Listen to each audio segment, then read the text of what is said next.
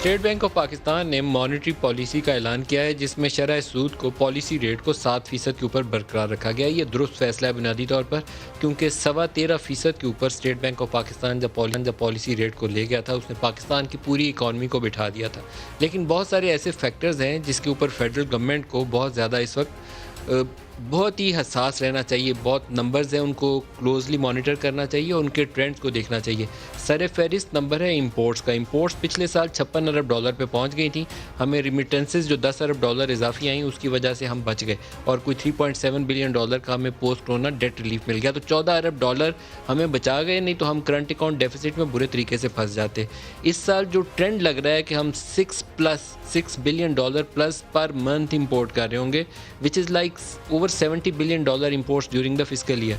ये पाकिस्तान के लिए बहुत अच्छा शगुन नहीं होगा अनलेस कि हमारी जो एक्सपोर्ट्स हैं फ्रॉम पाकिस्तान वो भी बढ़कर कोई 38-40 अरब डॉलर की ना हो जाए। अदरवाइज़ हम बहुत ज़्यादा एक मुश्किल सूरत हाल में आ जाएंगे जिसमें एक्सटर्नल सेक्टर के ऊपर दोबारा दबाव आएगा। उसकी रिफ्लेक्शन हमें रुपए के ऊपर नज़र आती है।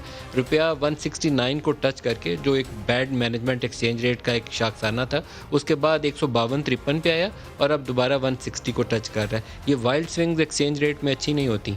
और एक तीसरा लम्हा फ़िक्रिया वो हमारे टैक्स रेवेन्यू की साइड है। टैक्स रेवेन्यू अगर उतने इकट्ठे नहीं हो पाए जितने इन्होंने बजट में प्रोजेक्शन की हुई है, जिसकी काफ़ी ज़्यादा इम्कानात मौजूद हैं कि टैक्स रेवेन्यू की उतनी ग्रोथ नहीं होगी। जैसे ही हम थोड़ी बहुत भी डिमांड मैनेजमेंट करने की कोशिश करेंगे तो टैक्स रेवेन्यूज नीचे चले जाएंगे। और 600 अरब रुपया हमने POL के मद में रखा हुआ है कि ये आएगी, लेवी आएगी।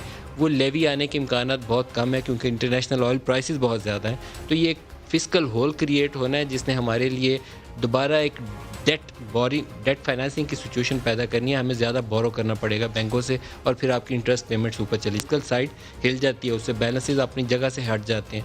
फिर लास्टली इन्फ्लेशन, जो मॉनेटरी पॉलिसी को टारगेट करना चाहिए।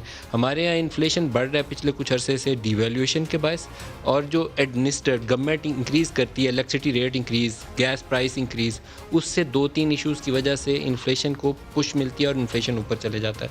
ये अगर हमने मॉनिटर ना किया, और supply shortages last year I 2 सालों से, कभी चीनी शॉर्ट हो गई, कभी आटा शॉर्ट हो गया, कभी गंदम शॉर्ट हो गई, और फिर इसी 30 जून को जब माली साल ख़त्म हुआ, हुकूमत ने इन चीज़ों को इंपोर्ट करके सप्लाईज़ बीफअप की। सप्लाईज़ बीफअप करना गुड पॉलिसी होती है। टाइमली डिसीजन लेने के बाद बिलेटेड डिसीजन से उसका फ़ायदा ख़त्म हो जाता है। तो ये 4-5 चीज़ें ऐसी हैं जो फाइनेंस मिनिस्टर को भी और स्टेट बैंक को भी और प्राइम मिनिस्टर को भी पता होनी चाहिए।